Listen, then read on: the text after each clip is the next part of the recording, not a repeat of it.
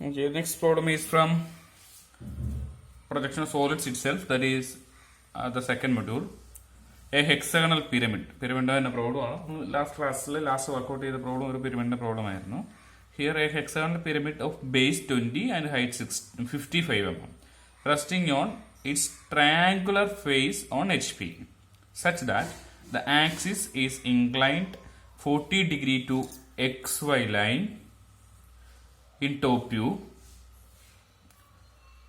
Okay, that means ഒരു hexagonal pyramid H പിയിൽ അതിന്റെ ട്രയാങ്കുലർ ഫേസിൽ റെസ്റ്റ് ചെയ്യുകയും അതിന്റെ ആക്സിസിന് 40 ഡിഗ്രി ഇൻക്ലിനേഷൻ എക്സ് വൈ ലൈനുമായിട്ട് മേക്ക് ചെയ്യും. That's the question.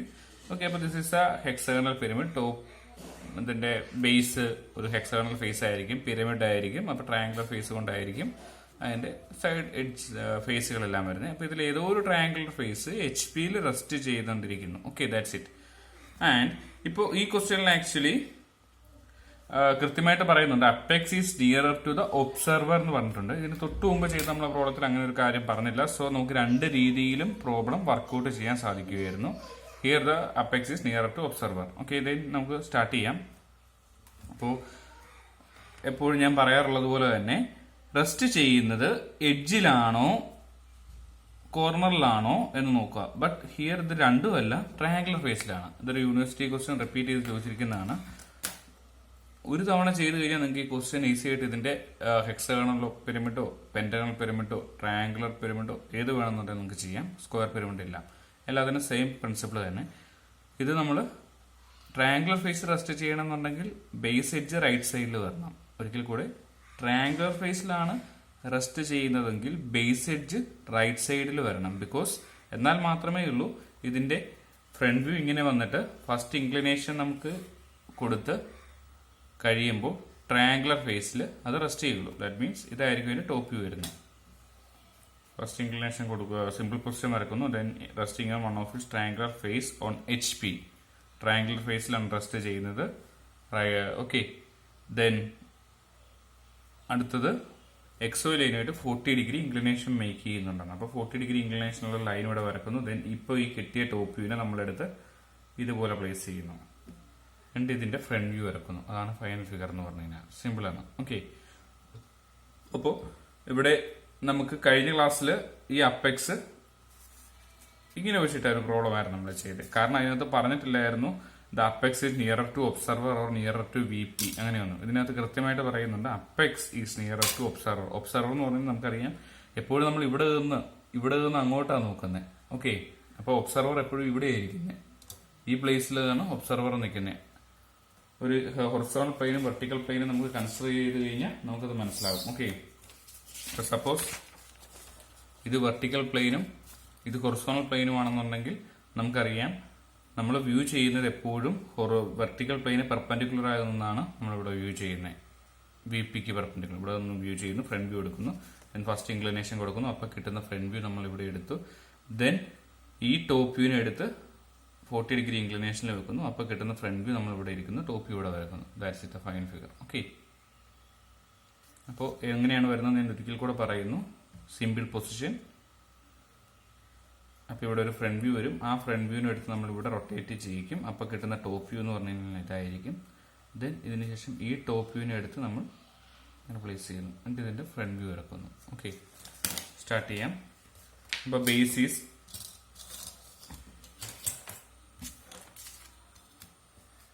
20 mm. നമ്മൾ കോമ്പസിൽ എടുക്കുന്നു. ഹെക്സഗണൽ പിരമിഡ് വരക്കാനായിട്ട് ഉള്ള അല്ലെ ഹെക്സഗണൽ പ്രിസം വരക്കാനുള്ള എളുപ്പം മാർഗം എന്ന് പറഞ്ഞു കഴിഞ്ഞാൽ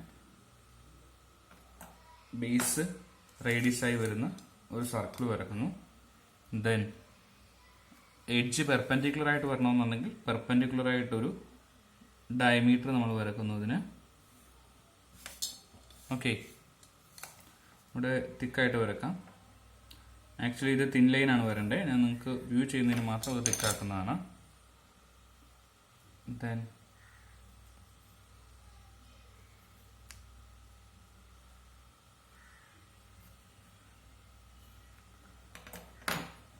സിമ്പിൾ, കാരണം നമ്മൾ ആ സർക്കിളിനെ 6 ഈക്വൽ പാർട്സ് ആയിട്ട് ഡിവൈഡ് ചെയ്യുന്നു. That's all. ദെൻ അതിന്റെ കോർണേഴ്സ് നമ്മളിവിടെ ജോയിൻ ചെയ്യണം. ഇത് തിക്ക് ലൈൻ തന്നെ വരണേ, ബിക്കോസ് ഇത് പിരമിഡ് ആയതുകൊണ്ട് എല്ലാ തിക്ക് ലൈൻസും നമുക്ക് വരക്കണം. സ്ലാൻഡ് എഡ്ജുകൾ, ദെൻ ബേസ് എഡ്ജുകളെല്ലാം നമുക്ക് തിക്കാക്കി വരക്കണം.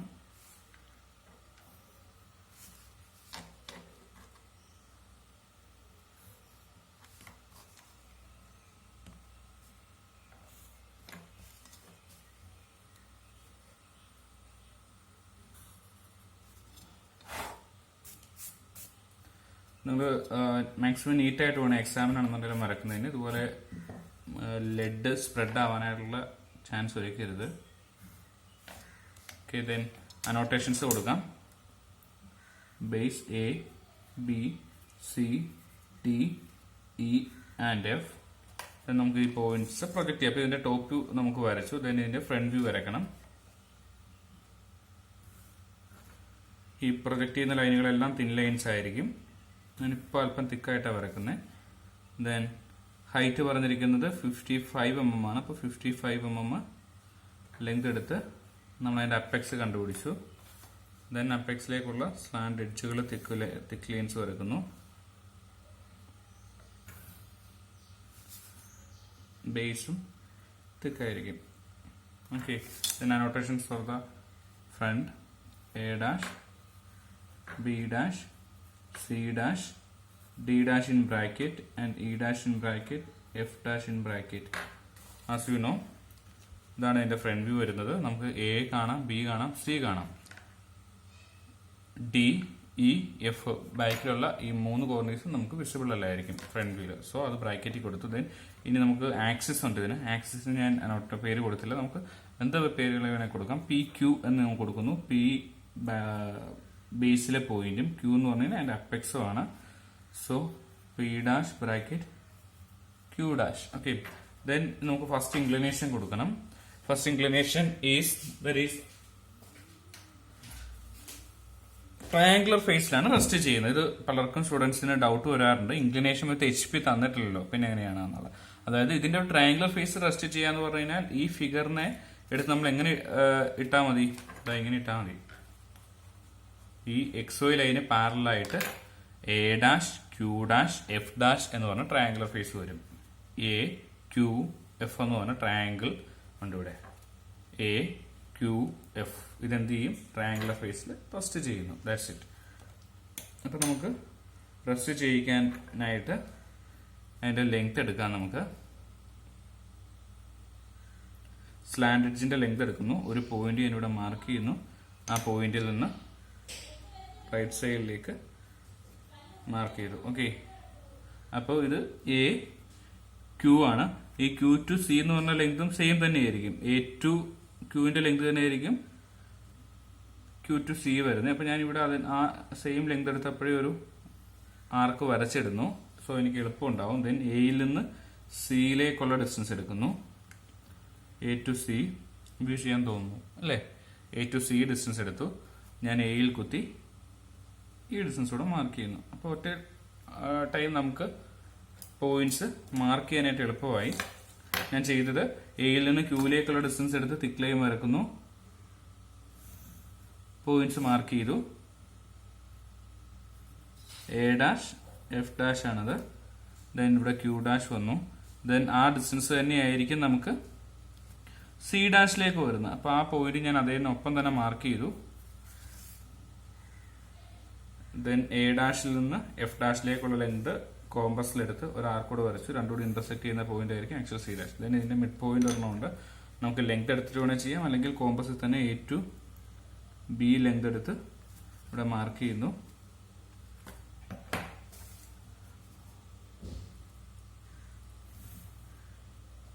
ഓക്കെ, പോയിന്റ്സ് ആയി. ദെൻ എല്ലാ പോയിന്റ്സും നമുക്ക് പ്രൊജക്ട് ചെയ്യാം. പേര് ഇ ഡാഷ്, ബി ഡാഷ്. ഇപ്പൊ A, B, C. B dash അല്ല ബ്രാക്കറ്റിൽ പോകണ്ടേ, ഇ ഡാഷ് ആണ് ബ്രാക്കറ്റിൽ പോകുന്നത്. സോറി.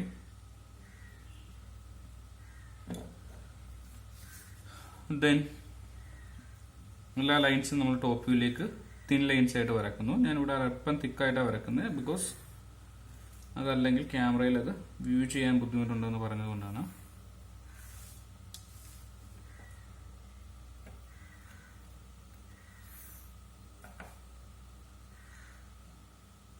ഈ ബേസിന്റെ ലൈൻസ് അപ്പെക്സ് വരെ പ്രൊജക്ട് ചെയ്യണ്ട എന്നുള്ളത് കൊണ്ടാണ് ഞാൻ ഇവിടെ വരെ മാത്രം പ്രൊജക്ട് ചെയ്തിരുന്നത്.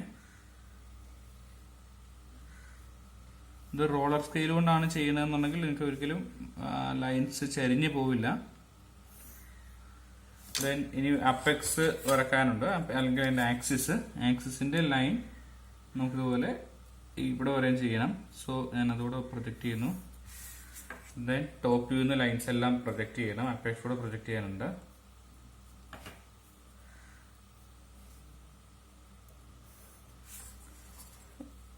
പോയിന്റ്സ് മാർക്ക് ചെയ്യുന്നത് നിങ്ങൾക്ക് സംശയമില്ല. എ ബി, അതായത് ഇവിടെ നിന്നുള്ള സ്റ്റാർട്ട് ചെയ്യുന്നത് റൈറ്റ് സൈഡിൽ നിന്നായിരിക്കും. ഇവിടെ നിന്നുള്ള എയും കൂടി ഇന്റർസെക്ട് ചെയ്യുന്ന point A. Okay, then B, ഈ ബിയും ഇവിടെ നിന്നുള്ള ബിയും, then C, D, E and F.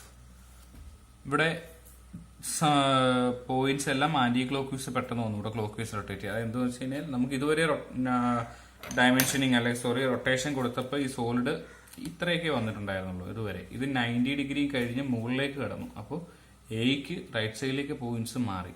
നിങ്ങൾ അങ്ങനെ കാണാൻ പഠിക്കുകയോ അങ്ങനെ ബൈഹാർട്ട് ചെയ്യുകയൊന്നും വേണ്ട. എന്തുകൊണ്ടാണ് എന്നുള്ളത് ഞാൻ പറഞ്ഞതേ ഉള്ളൂ. അപ്പോൾ നമ്മളൊരു ഓവർ കോൺഫിഡൻസ് കാണിച്ചപ്പോൾ ഞാൻ ചെയ്തതുപോലെ എപ്പോഴും റൈറ്റ് സൈഡിൽ ഈ പോയിന്റ് ആയിരിക്കും എന്ന് കയറി പിടിക്കരുത്. ഒരു 1-2 പോയിന്റ്സ് നമ്മൾ ചെക്ക് ചെയ്യുന്ന നല്ലതാണ്. ഇവിടെ നിന്നുള്ള എയും ഈ എയും കൂടി ഇന്റർസെക്ട് ചെയ്യുന്ന point A, then B, then C. Okay, then Q. നമുക്ക് ആക്സിസ് കൂടെ വേണമെങ്കിൽ മാർക്ക് ചെയ്യാം. ആക്സിസ് ആക്ച്വലി ഇതായിരിക്കും വരുന്നത്, P dash P. Then boundary lines എല്ലാം തിക്കായിരിക്കും. നമുക്കത് ആദ്യം വരക്കാം.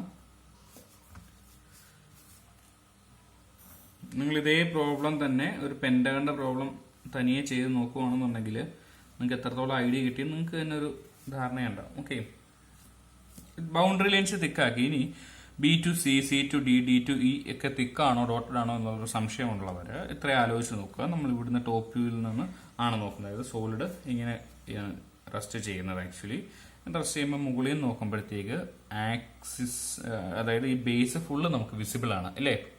ബേസ് ഫുള്ള് വിസിബിൾ അല്ലേ? അത് അറിയണമെന്നുണ്ടെങ്കിൽ ഇവിടെ നോക്കിയാലും മതി. ഇവിടെ നിന്ന് ഇങ്ങനെ മുകളിൽ താഴത്തേക്ക് നോക്കുക എന്ന് പറഞ്ഞു കഴിഞ്ഞാൽ ഈ സോളിഡ് ഇങ്ങനെ ഇരിക്കുന്നത് അല്ലേ?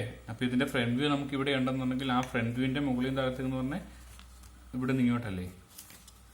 അതുകൊണ്ടാണ് ഞാൻ എപ്പോഴും ഇവിടെ താഴത്തേക്ക് നോക്കാൻ പറയുന്നത്. ഓക്കെ, ഇവിടെ നോക്കുമ്പോഴത്തേക്ക് ഈ ലൈൻ ഇങ്ങനെ ഇരിക്കുന്നത്. സോ അപ്പൊ നമുക്കിത് എന്തായാലും വിസിബിൾ ആയിരിക്കും. സപ്പോസ് ഈ ലൈൻ ഇങ്ങനെയാണ് സോളിഡ് ഇരിക്കുന്നതെന്നുണ്ടെങ്കിൽ നമുക്ക് പറ്റില്ല. ഓക്കെ, കാരണം ബേസ് കാണാൻ പറ്റില്ല, ഈ ഒരു ഫേസ് ആയിരിക്കും കാണാൻ പറ്റില്ല. പക്ഷെ ഇത് തിരിഞ്ഞ് നമുക്ക് നേരെ അല്ലെങ്കിൽ ടോപ്പ് വ്യൂല് നേരെയായിട്ടായിരിക്കുന്നത്, മുകളിലേക്ക് ഫേസ് ചെയ്ത് ബേസ് ഇരിക്കുന്നത് കൊണ്ട് തന്നെ ബേസ് ഫുള്ള് വിസിബിൾ ആയിരിക്കും.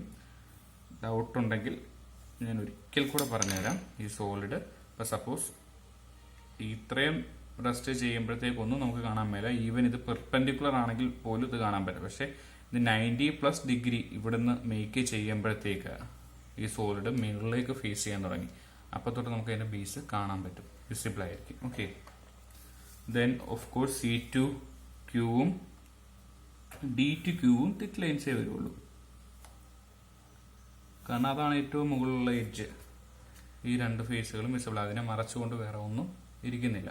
ഓക്കെ, ദെൻ ഇനി ഫൈനൽ ഫിഗറിലേക്ക് പോവാം. നമുക്ക് എന്ത് ചെയ്യാം? 40 degree inclination, 40 degree inclination to X Y ലൈനിൻ ടോപ്പ് വ്യൂ എന്ന് പറയുന്നു. നമുക്ക് ടോപ്പ് വ്യൂയിലേക്ക് 40 ഡിഗ്രി ഇൻക്ലിനേഷൻ കൊടുക്കാം. ഞാൻ മാക്സിമം ഈ പോയിന്റിൽ നിന്ന് ഇങ്ങോട്ട് മാറ്റി ഒരു ഇത് വരക്കുന്നു. കാരണം ഇവിടുന്ന് സോളിഡൊക്കെ വെക്കുമ്പോൾ താഴെയും പോകരുത്, എക്സ് വൈ ലൈനിന്റെ മുകളിലും പോകരുത്. That's it. 40 ഡിഗ്രി ഇൻക്ലിനേഷൻ,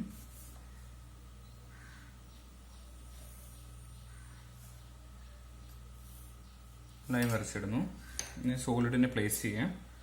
അപ്പോൾ അപ്പെക്സ് നിയറർ ടു ഒബ്സർവർ എന്ന് പറഞ്ഞാൽ അപ്പെക്സ് ആയിരിക്കണം എനിക്ക് ഇവിടെ വരേണ്ടത്. അപ്പൊ ഞാൻ ഈ മാക്സിമം ഈ സൈഡിലേക്ക് മാറ്റി അപ്പെക്സ് വെക്കുന്നു. ഓക്കെ, ഇത് അപ്പെക്സ് ആക്കി വെക്കുന്നു. ക്യൂ, ദെൻ ക്യൂവിൽ നിന്ന് ഉള്ള ഈ ലൈനിന്റെ ലെങ്ത് ആയി എടുക്കുന്നത്. കാരണം ഞാനിപ്പോൾ വരച്ചിരിക്കുന്ന ലൈൻ ഇത് മാത്രമേ വരച്ചിട്ടുള്ളൂ. ഈ ഡിസ്റ്റൻസ് എടുക്കുന്നു.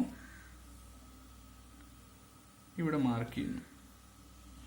ഓക്കെ, ദെൻ ചില വീഡിയോസ് അല്ലെങ്കിൽ ചില ഇപ്പോൾ പഠിപ്പിക്കാറുള്ള ഒരു മെത്തേഡാണ്. അവിടുന്ന് ഈ ഡിസ്റ്റൻസ് എടുക്കുന്നു, ദെൻ ഇവിടെ നിന്നുള്ള ഡിസ്റ്റൻസ് എടുത്ത് ആർക്ക് കട്ട് ചെയ്യുന്നു. ഓക്കെ, അതൊക്കെ കുറച്ചുകൂടെ ആക്യുറസി കുറയുന്നതായിട്ടാണ് എനിക്ക് തോന്നിയിരിക്കുന്നത്. ഞാനിപ്പോൾ ചെയ്യുന്ന മെത്തേഡ് എന്ന് പറഞ്ഞു കഴിഞ്ഞാൽ ഇവിടുന്ന് പെർപെൻഡിക്കുലർ ലൈനുകൾ വരക്കുക ചെയ്യുന്നത്. ഈ ലൈന് ഒരു പെർപെൻഡിക്കുലർ ലൈൻ ഞാൻ വരക്കുന്നു. Okay,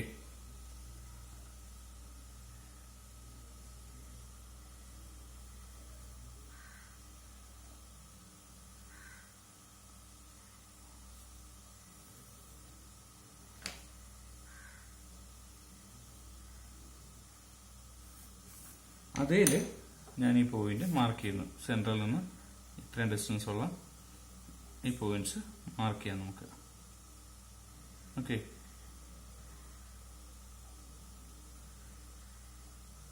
clear? അപ്പം നമുക്ക് ഏതൊക്കെ കിട്ടി? ഇങ്ങനെ പ്ലേസ് ചെയ്യുമ്പോഴത്തേക്ക് ഈ സൈഡിലായിരിക്കും എ വരുന്നതെന്ന് ഞാൻ സങ്കല്പിക്കുന്നു. ദെൻ ഇതപ്പോൾ F ആയിരിക്കും. ഓക്കെ, സോ നമുക്കിതുപോലെ തന്നെ രണ്ട് ലൈൻ ഇവിടെ വരക്കാനുണ്ട്. ഇത് രണ്ടും കൂടെ വരച്ചിട്ട് നമുക്ക് തീരും. അപ്പൊ നമുക്ക് അതിന്റെ ഡിസ്റ്റൻസ് ആദ്യം ഒന്ന് കണ്ടുപിടിച്ച് നോക്കാം. ക്യൂവിൽ നിന്ന് എത്ര ഡിസ്റ്റൻസ് മാറിയാണ് ഇതെന്നുള്ളത്. ഓക്കെ, ഈ ഡിസ്റ്റൻസ് എടുത്ത് ഒരു ആർക്ക് വരക്കുന്നു. ദെൻ ഈ ഡിസ്റ്റൻസ് എടുക്കുന്നു. ഓക്കെ, അതും ഇവിടെ ആൻഡ് ആർക്ക് വരക്കുന്നു. ആ രണ്ട് പോയിന്റിൽ കൂടെ ഞാൻ നേരത്തെ സൂചിപ്പിച്ച പോലെ രണ്ട് പെർപെൻഡിക്കുലർ ലൈനുകൾ വരക്കുന്നു. ഇപ്പോൾ വരച്ചിരിക്കുന്ന ആക്സിസിന് പെർപെൻഡിക്കുലർ ആയിട്ടുള്ള രണ്ട് ലൈനുകൾ വരക്കുന്നു. അതെല്ലാം തിൻ ലൈൻസ് ആയിട്ടാണ് വരക്കേണ്ടത്. ഓക്കെ, ദെൻ സെയിം ഈ ഡിസ്റ്റൻസ് എടുത്ത് അതിൽ മാർക്ക് ചെയ്യുന്നു.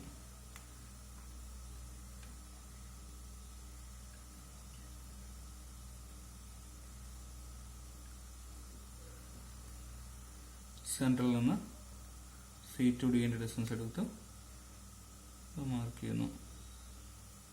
ഓക്കെ, ദെൻ പോയിന്റ്സിന് നമുക്ക് പേര് കൊടുക്കാം. A, B, C, D, E, F. നമുക്ക് ഇവിടെ ഏതൊക്കെ തിക്ക് ലൈൻസ് ആണോ വരുന്നത് അത് തന്നെ അവിടെയും തിക്കായിട്ട് വരും. അതിന് ചില കുട്ടികളെ തെറ്റിക്കാറുണ്ട്. അത് നിങ്ങൾ വീണ്ടും ഇവിടെ ഐഡിയ ഒന്നും യൂസ് ചെയ്യേണ്ട കാര്യമില്ല. നേരത്തെ വരച്ച എങ്ങനെയാണോ അത് അതുപോലെ തന്നെ പേര് അനോട്ടേഷൻസും തിക്ക് ലൈൻസും വീണ്ടും ഒന്നുകൂടെ വരച്ചാൽ മതി. അവിടെ ഉള്ള തിക്ക് ലൈൻസ് എല്ലാം ഇവിടെയും തിക്കായിരിക്കും.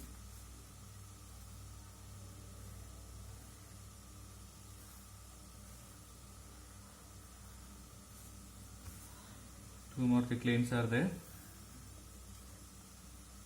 Okay, ഇവിടെ there are two more dotted lines is to be there. അത് F2Q എന്ന് പറഞ്ഞ dotted line ഇവിടെ വരച്ചിട്ടില്ല, അത് വരക്കണം. then A2 എന്ന് പറഞ്ഞ ഡോട്ടഡ് ലൈൻ കൂടെ വരക്കാനുണ്ട്. നമുക്ക് ചെയിൻ ലൈനായിട്ട് അതിന് ആക്സിസ് കൂടെ ചെയ്യാം. ഓക്കെ, ഇത് നമ്മൾ ഇവിടെ ചെയ്തില്ലായിരുന്നു, ഇവിടെ ചെയ്യുവാണ്. ഡോട്ടഡ് ലൈൻ കാരണം ബേസ് റെസ്റ്റ് ചെയ്യുന്ന ട്രയാങ്കിൾ നമുക്ക് ഒരിക്കലും ടോപ്പ് വ്യൂവിൽ കാണാൻ പറ്റില്ല അല്ലേ. എന്താണെന്ന് ഡൗട്ട് ഉണ്ടെങ്കിൽ ശ്രദ്ധിക്കുക. ഇതിങ്ങനെ റെസ്റ്റ് ചെയ്യുമ്പോഴത്തേക്ക് ഏറ്റവും താഴെയുള്ള ഈ രണ്ട് എഡ്ജുകളും നമുക്ക് ഒരിക്കലും ടോപ്പിൽ കാണാൻ പറ്റില്ല ഇങ്ങനെ ഇരിക്കുമ്പോൾ. അതാണ് ഞാൻ ആ ഡോട്ടറിൽ കാണിച്ചിരിക്കുന്നത്. എയിൽ നിന്ന് ക്യൂവിലേക്ക് ഒരു ലൈൻ ഉണ്ട്, എഫിൽ നിന്നും ക്യൂവിലേക്ക് ഒരു ലൈൻ ഉണ്ട്. ഓക്കെ, അത് ദെൻ ആക്സിസ് എപ്പോഴും ചെയിൻ ലൈൻ ആയിട്ടായിരിക്കും റെപ്രസെന്റ് ചെയ്യുന്നത്. Okay, then we need to draw the final figure, that is the front view. Pencil ഞാൻ ഒന്ന് ഷാർപ്പൺ ചെയ്യുകയാണ്. ബിക്കോസ് നമുക്ക് പറഞ്ഞതുപോലെ പോലെ ഒരു പ്രോബ്ലം പോലും നമുക്ക് കംപ്ലീറ്റ് ഒറ്റ സ്ട്രെച്ചിൽ നമുക്ക് ചെയ്യാൻ പറ്റില്ല. അതിനു മുമ്പ് ഇടയ്ക്കൊന്ന് ഷാർപ്പൺ ചെയ്യണം. പെൻസിലിന്റെ ആക്യുറസി അല്ലെ നഷ്ടപ്പെടും. ഓക്കെ, നമുക്ക് തിൻ ലൈൻസ് കൊണ്ട് പ്രൊജക്ട് ചെയ്യണം ഓരോ പോയിന്റുകളും.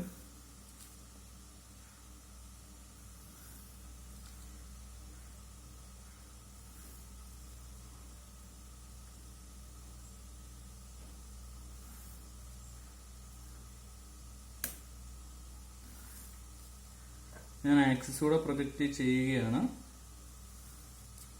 ഓക്കെ, ദെൻ അപ്പെക്സ് നമുക്ക് ഇവിടെ വരെ കൊണ്ടുവന്നാൽ മതി, നമുക്കറിയാം. Because resting on X Y line ആണെന്ന്. ദെൻ ഹൊറിസോണ്ടൽ ആയിട്ട് എല്ലാ പോയിന്റ്സും മാർക്ക് ചെയ്യണം ഇനി. So draw all the lines which is parallel to XY line. XY line parallel ആയിട്ട് എല്ലാ ലൈൻസും വരക്കുന്നു.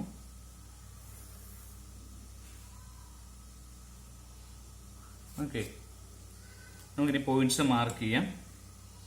എ ബേസിൽ റെസ്റ്റ് ചെയ്യുന്ന പോയിന്റ് ആണ് XY ലൈനിൽ A dash, then B dash,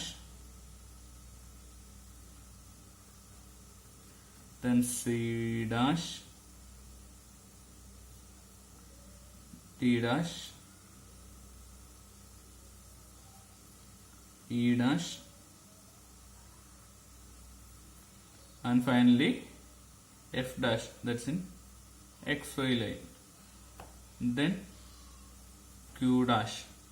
okay, അപ്പോൾ നമുക്ക് സോളിഡ് ഇങ്ങനെയാണ് റെസ്റ്റ് ചെയ്യുന്നത്. ആക്ച്വലി ഇനി ഇവിടെ നിന്നുള്ള വ്യൂ ആണ് നമ്മളിപ്പോൾ അങ്ങോട്ട് എടുക്കുന്നത്, ഇവിടെ നിന്നുള്ള ഫ്രണ്ട് വ്യൂ. ഓക്കെ, അപ്പോൾ ഫ്രണ്ട് വ്യൂ എന്തായിരിക്കും? ഇതുപോലാണ് ഒരു സോളിഡ് ഇരിക്കുന്നത്. അതിന്റെ ഫ്രണ്ട് വ്യൂ എന്തായിരിക്കും?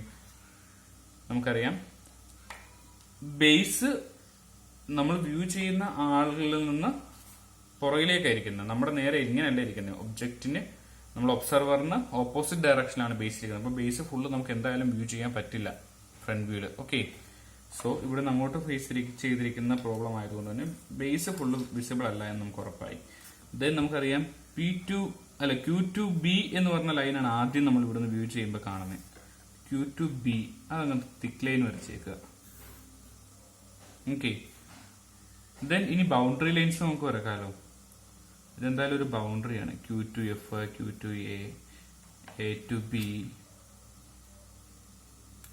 All boundary lines are thick lines. Boundary lines പറഞ്ഞാൽ ഏറ്റവും എക്സ്ട്രീമിൽ നിൽക്കുന്ന പോയിന്റ്സുകൾ തമ്മിൽ ജോയിൻ ചെയ്യുക എന്നുള്ളത്.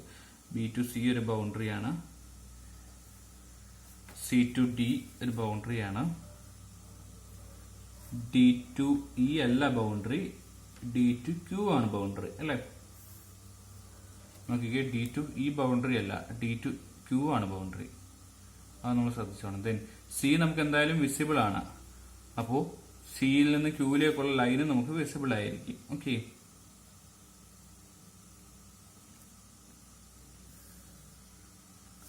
ഇത്രയും നമ്മൾ വരച്ചു. ഇപ്പൊ നമുക്ക് ഏകദേശം ഒരു സോളിഡ് അവിടെ റെസ്റ്റ് ചെയ്യുന്നത് പോലെ നമുക്ക് കാണാൻ സാധിക്കുന്നുണ്ട്. എനിക്ക് പറ്റുന്നുണ്ട്. ഇല്ലാന്നുണ്ടെങ്കിൽ ഓക്കെ, ഇനി ഇത് A2F വരച്ചു, F2E ഡോട്ടഡ് ആണോ തിക്കാണോ നിങ്ങൾക്ക് ഡൗട്ട് ഉണ്ട്. നിങ്ങൾ F2E ഒന്ന് വരച്ചു നോക്കിയാൽ E2F തിക്കാക്കാൻ നോക്കുകയാണെന്നുണ്ടെങ്കിൽ എന്ത് ചെയ്യും? ഇവിടെ ഇന്റർസെക്ട് ചെയ്യും. സോ നമുക്കറിയാം two thick lines never intersect. ഒരു കോർണറിൽ വെച്ചല്ലാണ്ട് തിക്ക് ലൈൻസ് തമ്മിൽ ഇന്റർസെക്ട് ചെയ്യാൻ പറ്റില്ല. സെയിം D2E തിക്കാണോ ഡോട്ടഡ് ആണോ സംശയമുണ്ട്. നിങ്ങൾ തിക്ക് ലൈൻസ് വരക്കാൻ നോക്കുമ്പോഴത്തേക്ക് അറിയാം നമുക്ക് ഇവിടെ വന്നത് ഇന്റർസെക്ട് ചെയ്യും. സോ അത് ഡോട്ടഡ് ആയിരിക്കണം. എനിവേ, ഇയിലേക്ക് വരുന്നതും ഇയിൽ നിന്ന് പോകുന്ന രണ്ട് ലൈൻ